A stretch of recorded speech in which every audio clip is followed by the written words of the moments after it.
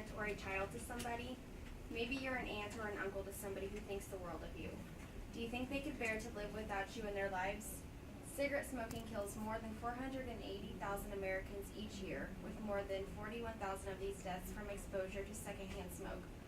On average, how many packs of cigarettes do you smoke a day? Me? Oh, I know I smoke about maybe 10 cigarettes a day. This is the difference between a smoker's lungs and a non-smoker's lungs. To help you better understand just how harmful smoking can be on your body, I will share with you some very important information. Not only do cigarettes make you and your breath smell awful, but they will cause nothing but harm to your body. Nothing good will ever come out of picking up a cigarette.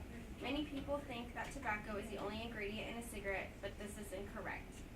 While tobacco is the main ingredient, many farmers use chemicals to grow tobacco. They also use fertilizers to ensure good rich soil for it to grow in, and insecticides to kill the bugs that try and eat their plants.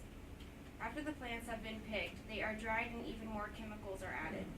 There are chemicals put in cigarettes to keep them burning, because without these they would go out. A few of the chemicals that are added to cigarettes are as follows: fungicides and pesticides, which causes many types of cancers and birth defects; acetone, which is used to remove nail polish; tar, which gives cigarettes their flavor and is also used to pave roads; formaldehyde, which is used to preserve dead animals; lead, which is found in paint; and lastly, ammonia, which is the most used household cleaning product. Every time you take a drag, you are putting these harmful chemicals into your body. For every cigarette you light, you are creating over 7,000 different chemical compounds. More than 30 of these are known to cause cancer, according to the Tri-County Cessation. To further help you understand reasons you should quit smoking, here are ways that smoking affects your bodies and the bodies of those around you. Smoking cigarette triggers the release of a feel-good chemical, just like heroin and morphine. The National Stroke Association confirms that risk of having a stroke is doubled when you are a smoker, because it increases clot formation and increases the amount of plaque buildup in arteries. Tobacco causes gum disease, tooth decay, yellow teeth, and bad breath. Smoking can cause short-term effects on your lungs, such as a cold or pneumonia. It can also cause you to have chronic change, such as emphysema. When you smoke, it causes your lungs to age faster, resulting in having many health issues. You can also develop a chronic cough due to the mucus buildup in your lungs from smoking, resulting in your lungs becoming irritated and inflamed. Cigarette smoking is a major cause of COPD. This blocks the flow into and out of your lungs, making it difficult to breathe. Any amount of smoking, even occasional smoking, can damage the heart and blood vessels.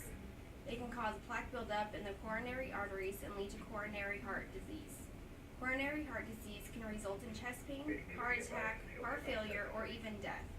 Secondhand smoke is just as harmful, as it can also lead to CHD because it raises blood pressure and damages heart tissues. Smoking around your children will harm them just as much, if not more, than it's harming you.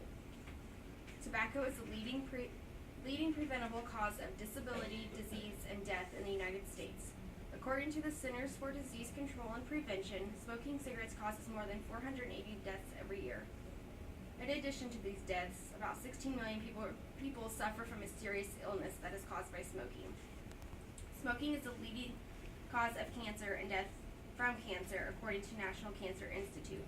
It causes various types of cancer such as of the lung, larynx, mouth, esophagus, throat, bladder, kidney, liver, stomach, pancreas, colon and rectum, and cervix, as well as acute myeloid leukemia. People who use smokeless tobacco like you are also at a higher risk for cancer than those who don't. Smoking can cause cancer and then block your body from fighting it.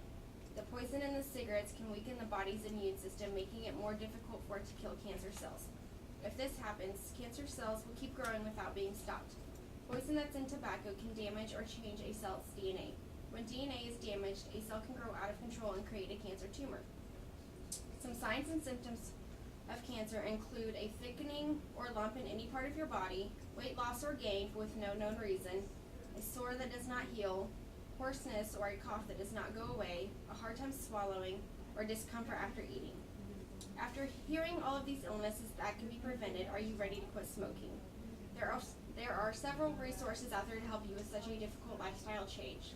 As with any addictive drug, you may experience withdrawal symptoms such as nausea, headaches, sweating, etc. A couple medications to help are Chantix and Zyban. These must be prescribed by a doctor. Nicotine replacement therapies are over the counter and available for you. These include nicotine gum, patches, inhalers, sprays, and lozenges. Studies show that you may be more likely to quit if you use a nicotine replacement. Another way would be hypnosis therapy. A woman I know used this as a way to quit, and it was 100% successful. After as little as 20 minutes of quitting, your body will start changing immediately. Your heart rate will drop back down into a normal range. Within 2 hours, your blood pressure will be back within the normal range as well. Within 9 months, your body will have repaired most of the damage you caused it, and you will be able to do physical activity without feeling winded. Withdrawal symptoms should be gone by this point as well. Losing a loved one is never easy. Losing them to something that could have been prevented, such as cancer caused by smoking, is even harder. With the information I provided you, I hope that you can reconsider picking up a cigarette or help influence a loved one to quit smoking.